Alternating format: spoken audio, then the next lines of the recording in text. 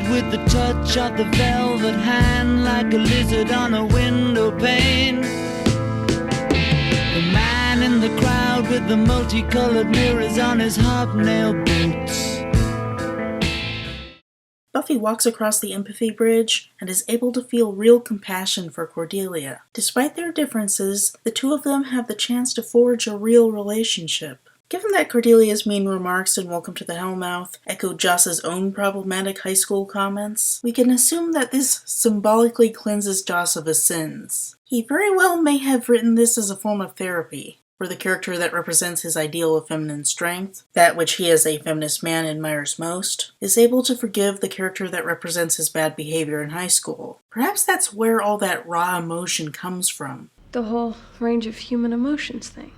This could easily be seen as a flaw on his part. According to certain standards, a writer's ego is supposed to stay out of the writing, so Joss writing himself into the work to absolve him of his deep personal regrets could be seen as arrogant and distasteful, especially as Cordelia and Buffy are beloved themselves as strong female characters. I imagine that many feminists would be put off by the notion that he, as a man, used their dialogue to benefit his psychological health.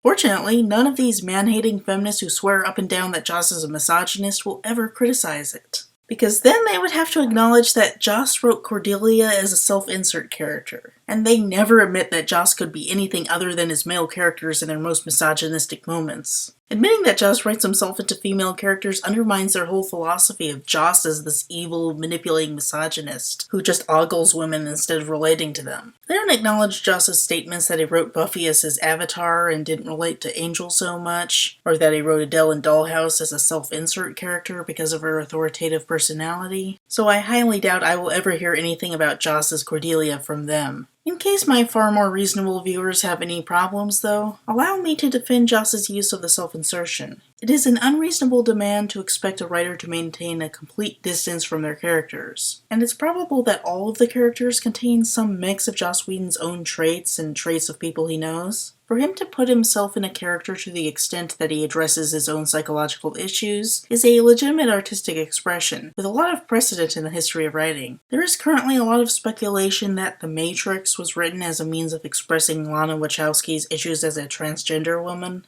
dealing with gender dysphoria, delegitimizing of her asserted identity, and backing away from a train where she intended to commit suicide. That is a perfectly legitimate aspect to her artistic expression, and it doesn't detract from the main plot about Neo fighting Agent Smith and becoming the One. Similarly, Joss having this whole underlying issue about regretting being mean in high school and being symbolically forgiven is legitimate and doesn't detract from the main plot about Buffy respecting Cordelia. This scene is about establishing empathy. Why don't we show some to Joss, huh?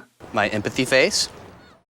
Anyway, Marcy goes on the attack. She baits Xander, Willow, and Giles by getting them to follow a recording of her music into the basement, where she has opened a gas valve. Once they're inside, she locks them inside to suffocate, leaving her free to go after Cordelia. Cordelia needs to change for her May Queen ceremony, and Buffy finds a mop closet that she deems secure. She waits outside to give her privacy, showing that she has more decency than creepy Xander. They continue their emotional chat through the closed door. Despite the empathetic breakthrough, Cordelia is still arrogant, makes insensitive comments, and gets on Buffy's nerves. I think that's a good move. Cordelia is developing, but she still has quite a ways to go before she gets to where Buffy is now. Plus, we can still laugh at their conflict. Marcy enters the room from the ceiling and pulls Cordelia up, while Buffy tries to rescue her. Now that viewers are empathetic to Cordelia, the viewers no longer align aggressive thoughts with Marcy. Marcy is to be pitied as a victim, but she's too far gone now to be anything other than a monster. She is Carrie at the prom, and we want to keep Cordelia safe from her rampage. They just get rampagey. Buffy finds Cordelia sedated in Marcy's ceiling lair. Marcy kicks Buffy through the floor, and the fall stuns her long enough for Marcy to knock her out. Buffy and Cordelia wake up tied to chairs in the middle of the bronze, where the May Queen is to be honored. Bondage looks good on you, B. The outfit's all wrong, but hey. The message, "Learn," is in front of them. Marcy comes in with an assortment of torture instruments. Her plan is to hideously disfigure Cordelia to forever ruin her popularity. To the pain, Buffy tries to reason with her, but Marcy, like Carrie at the prom, is sick with thoughts of vengeance, and Buffy has to resort to violence. She breaks free, but encounters the obvious problem of fighting someone she can't see. Fortunately, Buffy has superior Slayer senses that allow her to hear very well. She just needs to get Cordelia to be quiet, so she orders her to shut up. It's practical, but it's still cathartic in terms of Buffy getting even with Cordelia. Cordelia imposed social dominance on Buffy, and now Buffy gets to dominate Cordelia. Incidentally, there are 730 fanfics with that exact summary. While Marcy isn't the first human villain that Buffy has had to face, she is the first that Buffy would reasonably have to kill. Catherine and Witch got zapped by her own spell, while the coach in Nightmares was handed off to authorities off-screen. The zookeeper in the pack died by Buffy's actions, but completely unintentionally. She just threw him to where he happened to be devoured by especially aggressive hyenas. She moved to save him, but stopped after presumably seeing him dead. Buffy killing humans is just too morally gray for the show to deal with at this point. There aren't any hyenas around this time, so the Men in Black step in. Hey, don't even worry about it. They secure Marcy, assure Buffy that they'll rehabilitate her, and then leave. The whole point of the Men in Black being in this episode is to keep Buffy from having to kill Marcy. They are an extremely contrived deus ex machina. A far stronger ending would have Marcy be given a choice to stop, have her continue in her vengeance, and then die directly by her short-sighted actions without Buffy having to do the deed herself, thereby completing the Carrie homage where she as Samson brings the temple down around her. At least having the Men in Black allows for a creepy ending where they take Marcy to a whole classroom of invisible people being trained as assassins. The implication is that this has been happening all over the country, meaning that Giles is wrong about it being the result of proximity to the Hellmouth. Though the series finale, Season 7, Episode 22, Chosen, firmly establishes the existence of other Hellmouths, this is not even suggested until the third season with the reveal of multiple Hell dimensions, and Giles referring to the Sunnydale Hellmouth as a Hellmouth, instead of the Hellmouth. Season 1 never indicates that there could be more than one Hell, or more than one Hellmouth, so it's reasonable to presume that Giles is just plain wrong, and that his speculation was included as a misdirect, to make viewers think that Marcy was the only invisible person in the Buffyverse. This ending implies that the quantum effect that turns people invisible is a scientific facet of the Buffyverse, thoroughly grounding the episode in the realm of science fiction. Like with the she-mantis eggs, the Men in Black and the Invisible Assassins never come up again. People often connect the Men in Black to the Initiative in Season 4, but I don't think they're related at all. And Joss must have gotten bored of them because they never show up again, even with fans rallying for Marcy's return to the comics. Dark Horse editor Scott Alley dismissed the idea of including her in the Season 8 comics because she is only a one-shot character from one episode, which is kind of an odd way to look at it when her exit involved the establishment of this whole Men in Black Assassins program. For a series as continuity heavy as Buffy the Vampire Slayer, it's weird that this is never followed up on, even in the comics where they can tie up loose ends like finally discussing Jessie. Nevertheless, it is the case that Marcy's story is over. Just before Giles, Willow, and Xander pass out, Angel shows up to rescue his boyfriend, Giles, and the others. He was on his way to deliver the book that he promised Giles, and he takes care of the gas problem himself because as a vampire he doesn't need oxygen. An advantage here that will become a disadvantage in the next episode. When the Scoobies come together the next day to discuss their latest adventure, Giles hides the fact that Angel was there. He makes the others agree that a janitor saved them and not Angel. This isn't just Giles covering up his secret liaison, it's him acting as a father figure to protect Buffy from information that he isn't sure she's prepared to handle. More on that in the review of the next episode. Cordelia shows up to sincerely thank Buffy for saving her. Xander makes a snarky remark, but Buffy shuts him up. Buffy welcomes Cordelia's friendship, and so does Willow, who invites her to lunch with them. Cordelia looks tempted, but Mitch shows up and challenges her popularity by suggesting that hanging out with the Scoobies will end her reign as Sunnydale High's queen. And she can't give that up yet. It's still too important for her to give it up. So she gives up the chance for actual friends, and returns to the fake world of popularity, where she can at least have the security it offers. To a degree, Marcy returned to the status quo, so that the existing formula can continue. But a change has been made. The seeds of growth have been planted, and Cordelia's redemption arc has begun. Road to redemption is a rocky path. And so concludes Out of Mind, Out of Sight. I love this episode.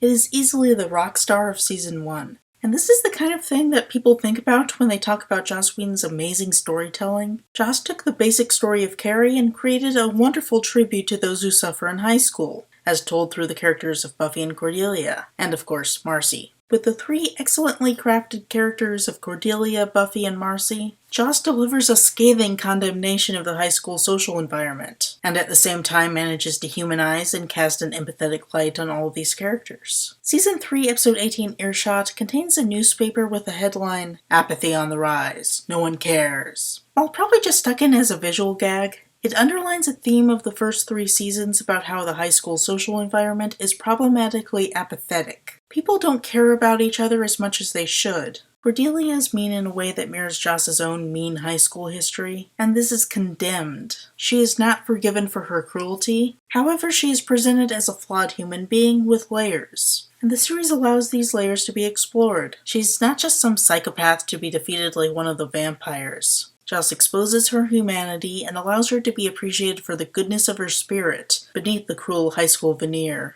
In doing this, presumably he symbolically cleanses himself of his own high school sins, while never truly forgetting the damage that his words caused. I think that if I hurt somebody, then whether or not I'm ever punished for it, I hurt somebody. Cordelia is a bully, and by the end she still aligns herself with the mean popular kids, but she is more than that, and as her character develops, she will evolve into a proud champion of righteousness. Cordelia is contrasted by her doppelganger Marcy, who is a sympathetic victim of both Cordelia's active cruelty and the passive cruelty of high school in general. Her invisibility is the ultimate curse of unpopularity, a last slap in the face. But like Griffin, she embraces the freedom of being undetectable and allows it to corrupt her. Like Cordelia's cruelty, Marcy's cruelty is unforgivable. She may have sympathetic layers, but her commitment to cruelty makes her a villain. Buffy tries to reach out to her, but Marcy rejects any attempt at an empathetic connection, and Buffy judges her to be too far gone to be saved. She must either be killed or abducted at the last minute by Men in Black. This is in contrast to the way things go in Carrie. The climax of Carrie has the potential for a happy ending being thwarted by a school full of mean people, unable to be truly empathetic to Carrie's plight. Only one kid is actually mean enough to dump blood on her. In the movie, only 2. But the school is so accustomed to laughing at her that they can't help but be apathetic to her suffering. And it is that which breaks the camel's back and sends Carrie on a rampage. It's not the blood that does it, it's everyone else not caring about her. In Out of Mind, Out of Sight, the Scoobies are willing to show empathy to Marcy. They actually truly care about her despite everything. But Marcy won't extend empathy back. She is so consumed by her hate that she refuses to turn back. It is only then that she must be eliminated. Out of Mind, Out of Sight is the ultimate message of empathy. Joss Whedon gets it. This is the sort of thing that earns him his praise. The episode is feminist to its core, and even those who call him a misogynist like the episode. They'll call him a misogynist because they'll think that other episodes contradict the feminist baseline established in this episode. They won't actually give him credit for it, but they'll appreciate it. Regardless of the annoying lack of follow-up on Marcy's storyline, Out of Mind, Out of Sight is a true Buffy the Vampire Slayer classic. The episode gets an homage in Storyteller, where an unpopular girl starts to turn invisible as a result of Hellmouth activity. And the episode also gets a sequel of sorts in Gone, where Buffy turns invisible as the result of a trio mishap, and the condition is used as a metaphor for traumatic dissociation instead of loneliness. Oddly enough, Gone also has its plot device as purely science fiction. Out of Mind, Out of Sight is one of the great ones, and it is extremely feminist.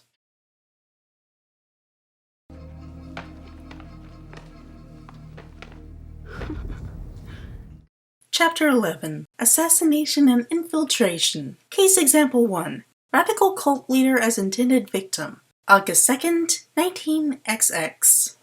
She's not a girl who misses much. She's well acquainted with the touch of a velvet hand like a lizard on a window pane. The man in the clouds with the multicolored mirrors on his hobnailed boots. Lying with his eyes as his hands are busy working overtime. A soap impression of his wife which he ate and donated to the National Trust. I need a fix 'cause I'm going down to the bits that I left uptown. Mother Superior jumped the gun. Joy is a hot revolver, yes it is. When I hold you in my arms and I feel my finger on your trigger, I know no one can do me no harm because joy is a hot revolver. And he is afraid of the monkeys who are in possession of digital skeletons of Swiss cheese. Cool. Grr, arg.